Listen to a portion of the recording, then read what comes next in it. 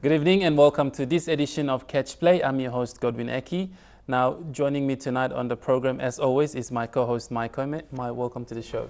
Thank you, Godwin. It's a pleasure to be on the show. It's always good to have you on the program too. Coming up tonight, we have PNG Games development program that's happening in regards to this year's PNG Games. We also have Ian Yarrow, who's the strength and conditioning coach for Hekari. We also have Andy Maxey, who's the PNG pro boxer, who's calling all development for Gulf Province, especially to do with boxing. And finally, we have the Lakwahara Nines tournament, a team that was sent from Central Province to attend the Edmonton tournament in Cairns. Yes, and that was tonight's lineup. Now, our first story based on PNG Games.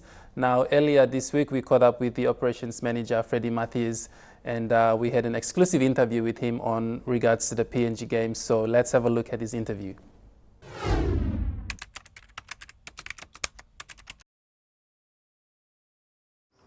Yeah, obviously over the Christmas period has been pretty slow come January.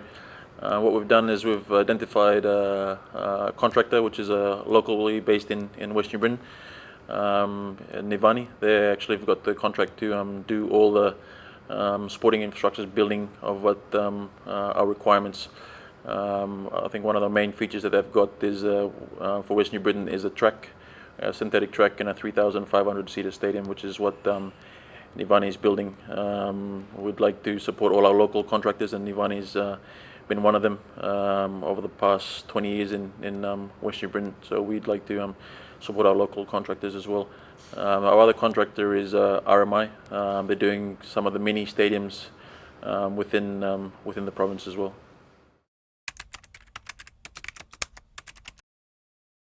Well, nothing has been spent yet. We're still in the process of approving all their phases. What we're doing is I think we've approved probably about close to 8 million worth of work so far, and obviously there'll be more stages to come after that as well.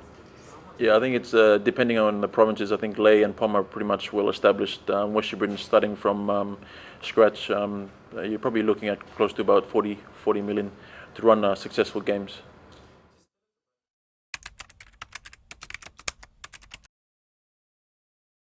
Yep, it's called the Host Organizing Committee, HOC.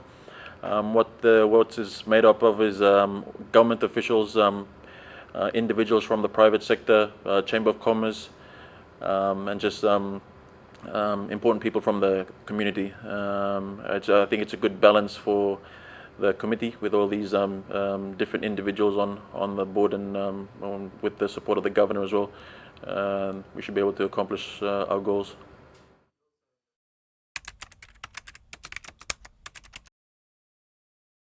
Yeah, with the Sports Foundation, I think they've done, this is the 7th PNG Games, and I think they've been involved with a lot of the PNG Games, and I think with the Sports Foundation, it's a learning curve for every game. As they go through all the games, they find different things, different challenges, and with West New Britain, we're trying to make West New Britain sort of the core for all other provinces to follow. Obviously, like I said, Pom and Ley have already been established, and we'd like small centres like West New Britain to establish itself and lead to other provinces, which is, I think 2018 is where Southern Highlands will get the next hosting of the games. So it's a good foundation for the Sports Foundation.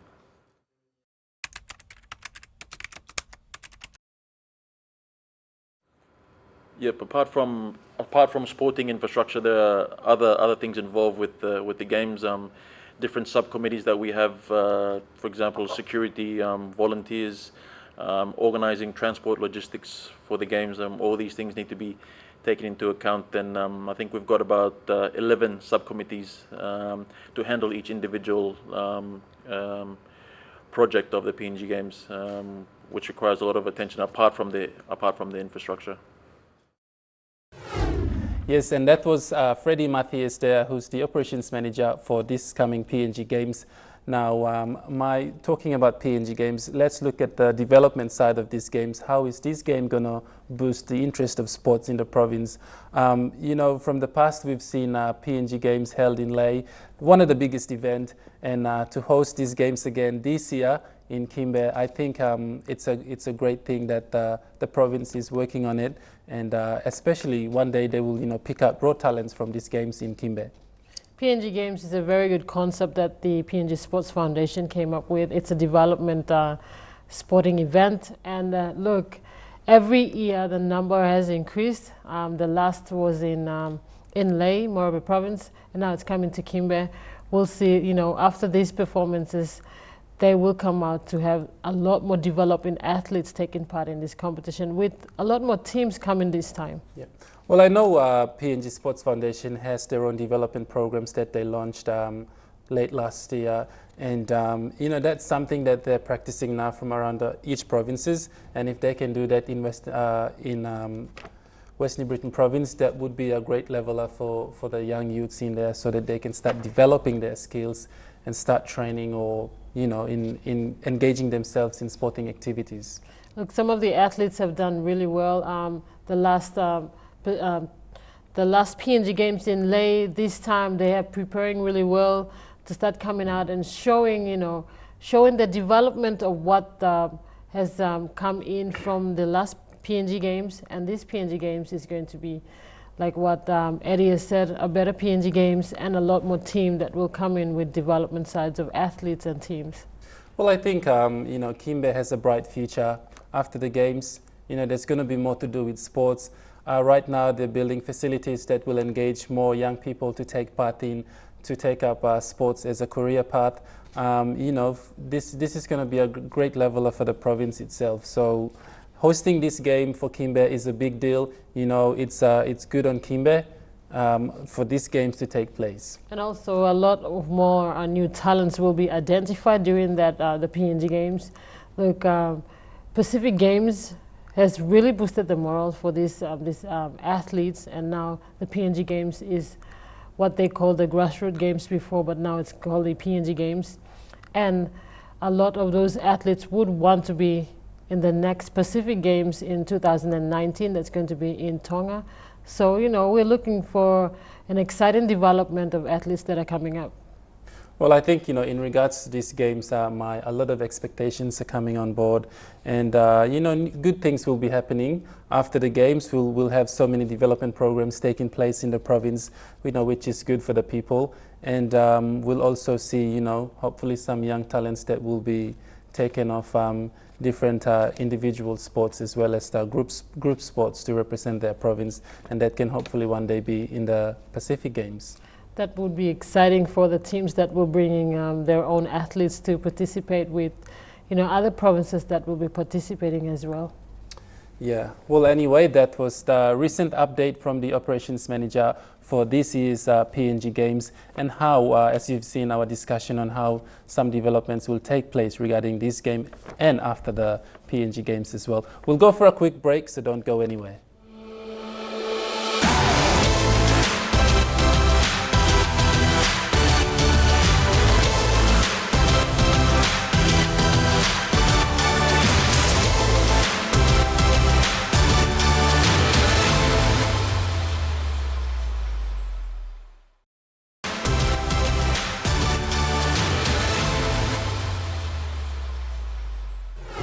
Welcome back to Catch Play. Now, Catch Play caught up with Ian Yarrow, who's the strength and conditioning coach for Hekari, and here's his story. Let's have a look. PNG High Performance Training Center has proven to create more employment opportunities to develop Papua New Guineans as strength and conditioning coaches. Like 35-year-old Ian Yarrow, who hails from Morobe Province, started his career as the strength and conditioning coach 3 years ago with them. It has always been his interest and passion. Ian is also a former PNG touch football player for the men's team who represented PNG in the 2003 and 2007 South Pacific Games. He was also part of the 2015 Pacific Games Team PNG strength and conditioning team. Yarrow tells us about how it all started. Yeah, it's quite a bit challenging, just being as an athlete before and to involve as a strength and conditioning coach. It's quite challenging. You more sort of like work with the athletes on and off the field. Um, some of the things that it's sort of like you you're mentoring them again and go through little things that they have to do. It's quite really challenging. A certified sports trainer and first aid, Ian was sought after Erema Gulf FC and now with Hekari FC to fit in the new role, of which made the first kind of a full-time position for any sporting code in PNG. Ian now works full-time with the Hekari FC, working closely with the players and the team. I'm committed to Hekari. I'm not gonna say I'm gonna look elsewhere apart from Hekari. I'm committed to Hekari as of now on. But in the future, if anything arises, I might take it on board. But at this current stage, I'm committed to Hekari, and I'm going to stick with Hekari. Yarrow said it is a great opportunity and a massive step in his career, and is fitting into the position. He is determined and striving at the same time, learn more and gain more exposure to his role as each day goes by. A strength and conditioning coach is a fitness and physical performance profession who uses exercise prescription specifically to improve performance in athletics competition.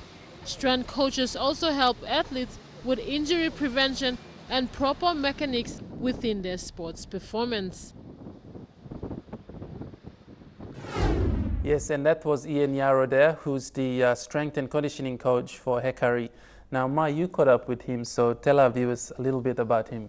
Well, Ian is one of the strength and conditioning coaches from the High Performance Training Center, and he's one of the four that was employed outside of the center. And, strength and conditioning is something new to PNG, and in development side, developing our very own coaches to start taking up codes around different sports, and helping our very own athletes to help them in basics like physiotherapy, injury prevention, rest, nutrition. So these are the people that we have to run to instead of going overseas. So Ian is one of those, the person that has come out to help Hekari, and Hekari has given him a full-time job to help the players in, as strength and conditioning coach. Just in line with that, apart from Ian, I believe we have so many other strength and conditioning coach now. We've had so many trainings in the past, maybe last year, so he must have been in the process with the others as well who went through the strength and conditioning coach. And you yourself was part of it as well. Yeah, I was part of the team with Ian and the other four that are now out of the High Performance Training Center. Has a transition process that they did when the PNG Sports Foundation, the High Performance Training Center, was handed to them. This strength and conditioning coaches took up this, the time for them to move out and find new opportunities to start promoting themselves as strength and conditioning coaches. And we have one that is with the PNG Hunters, the other is with the Cricket Federation. So look, this is great opportunity for PNG, and the likes of Ian coming up and taking up a role with the Hekari team. It has never been on his mind. They walked up to him and asked him to be the strength and conditioning coach for their team. And look, it's a great opportunity for our very own PNG sportsmen and women to take up this role. And he himself is also a PNG touch football player. Well, I think nothing is put to waste. All the lessons, all the training that he does based on what he's doing now with Hekari has obviously paid off, and they've called him on to be their strength and conditioning coach. Just tell us how is he going with the team? How's the team actually, under his guidance for training wise? How is it going? Well, I think he's doing a really good job with them. The players have really settled in well with him, and he himself, he's moved in to the camp with the players. And, the players have their own coach that coached them with doing ball drills and the soccer skills on the field, they would need a strength and conditioning coach, which is very important for the players, so that he monitors their everyday round of nutrition, of health, of rest, and all that. So, look, he's really been a plus to this team. So, all the best to his career with Hekari. Yes, and there you have it. That was Ian Yarrow, who's the strength and conditioning coach for Hekari now. Good on him for using the skills he's learned from his recent trainings regarding strength and conditioning. We'll go for a quick break, so don't go anywhere.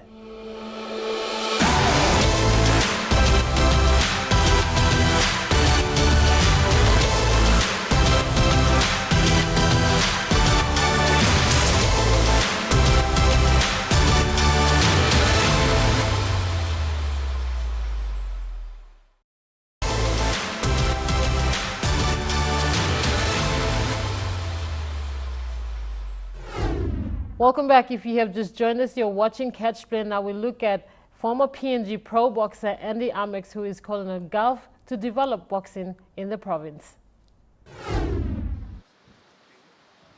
Growing up in the notorious streets of Calgary, life was rough and tough. 52-year-old Andy Amex has trained with the best in PNG, 1991 South Pacific Games gold medalist, and with that experience, he can do it again. He is keen to train Gulf Province fighters preparing for the 2016 PNG Games for Team Gulf, if the provincial and administration can offer him the opportunity. Amex from the Baimuru district in the Gulf Province made his intentions known over the weekend at his home in Kerama town. He talked about how once he had the opportunity to fight against a top Filipino fighter, but it was his own foolishness that made him regret even to this day. My biggest question now is, I'm a man Filipino. I never had him, had him good before I retired. That was some 4 years ago, almost 4 years now. He told me, he said, hey, do you want to fight I'm a Filipino champion of America now, currently now, I forgot his name. Pacuyo. Yeah, but my wife had it. I was already like 3 or 5 minutes away, Miko Pins. Then after 2 weeks now, Maria Kirab me, okay, did you hear this man said you want to fight Akuyo? I, Mikirab no. What did you say? He said, no, this man said, do you want to fight Akuyo? He can, I'm like Karamikolape. Those are the two regrets that I made. And then Aquino fell out. They said they wanted me to fight the Aquino. The secret that I had, secret that I have is I am both left and right here. You see, that's the danger. See, plenty of just one part of so they just jab, bullshit, and then they go bang. Me, I can operate here, I can operate here, both left and right. So that was why I was gifted. So me fight people, me switch, and I just stop anybody. I was good, but I'm not me talking. The chance low hit. I went back and I said, no. All this time I said, I couldn't, no, I could have destroyed him, honestly. If given the opportunity to prepare the boxing team for Gulf, he would do it with his whole heart. Amex is appealing to the Gulf Provincial Administration to give him an opportunity to train the team. He might be old and bearded, but he has the experience and what it takes to train boxers into champions. Yeah, and that was the story of Andy Amex, who's the pro boxer of Gulf Province, actually calling on development for Gulf Province when it comes to boxing. Now, Ma, you obviously caught up with him when you were in Gulf. Now, tell us about it. Well, I caught up with him in his hometown, Kerama. He's actually, a pro boxer for himself, 91 games gold medalist, and he used to, be that all-time top, PNG boxer. Now he's trying to help the athletes participate in the 2016 PNG Games. So he's calling on the Gulf administrators. Just tell us about how old is he? Is he in his 50s or how old is he? He's 52 years old. 52 years old. And, he still has it. He still has the experience. As you saw, the way he's punching and his movement. And he wants to give back to his very own countrymen, especially boxers from Gulf Province. And look, They don't need to look elsewhere. The people are right there in the province. The provincial administrators need to come out and support him and make him help the sport in the country. I think he's doing a good move there in preparations for this year's PNG Games, because we've seen the last PNG Games, Kerema Town or Kerema Province, Gulf Province rather, didn't have that much input to PNG Games. And for Andy to come along and start calling for talents, raw talents to come out. And I mean, he's obviously in his 50s. Just if you think about it, he wants to get people on board and try and, you know, engage them so they can at least represent their province. You know, I was there, you know, a few months ago in Gulf Province, and I've heard for myself that sport has really died out, and individuals are starting to, you know, gain confidence in themselves and trying to bring people together and at least boost their strength of sports in the province. So what Andy's doing is, you know, good on him, especially when he's 50, you know, in his 50s. He's 52 years old, and you know, have you watched his movement and the way he's, you know, trying to give something back with his whole heart is special for an athlete who wants to be a professional boxer or an athlete in an early level.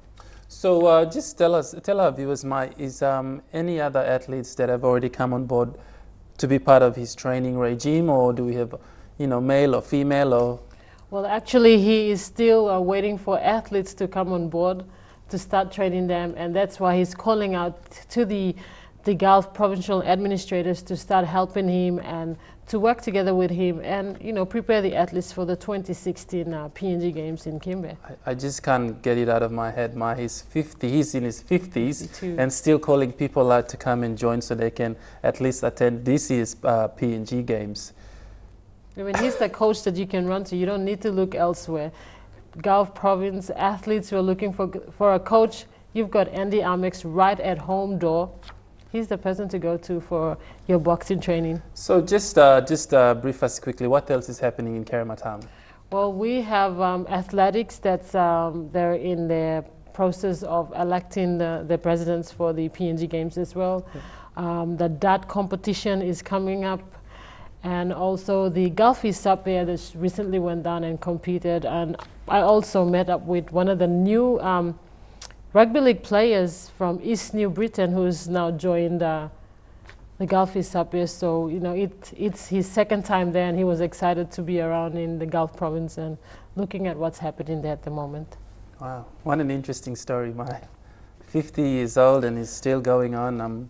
You know, good on Andy. Well, it's never too late.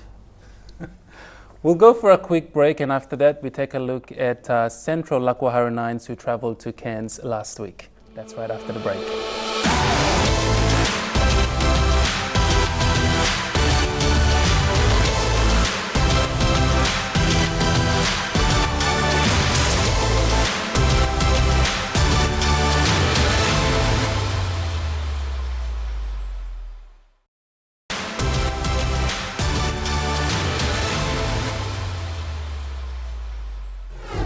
Welcome back. Now, the Central Lakwahara Nines traveled last week to attend the Edmonton tournament in Cairns. So here's their story. With more emphasis and focus in sports development in the Kairikouiri district, dreams of showcasing raw talents in international competition have been realized. Last week, an envoy of 30 players and 6 officials left to Cairns to take part in the Edmonton Nines competition. Basically, the team selected through Lakwahara Cup, 4 from mixed villages or 6 from mixed villages, and to make it happen and on training, and then we cut down the number again right down to 30 to 40. Because members behind us, this program is going to go the end of this year, next year, we're going to go all the way. Because I know it's going to support us behind after this one. And that's the right pathway we're going to go. Lakwahara Nines is an ongoing competition which started in 2007, comprising mainly of local teams from the district, starting from Gaire to Manu villages. It has been the pathway for many raw talents like Kato Otio to the Canberra Riders, Nana Ranu of the Port Moresby Vipers, and other upcoming players.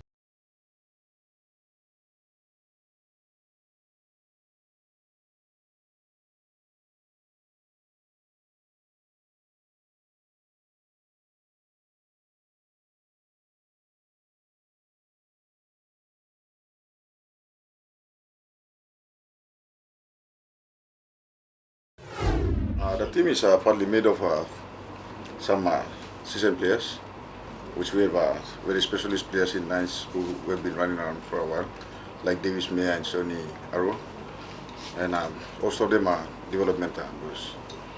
But I'm really confident the fitness level and everything is okay. We're trying to have been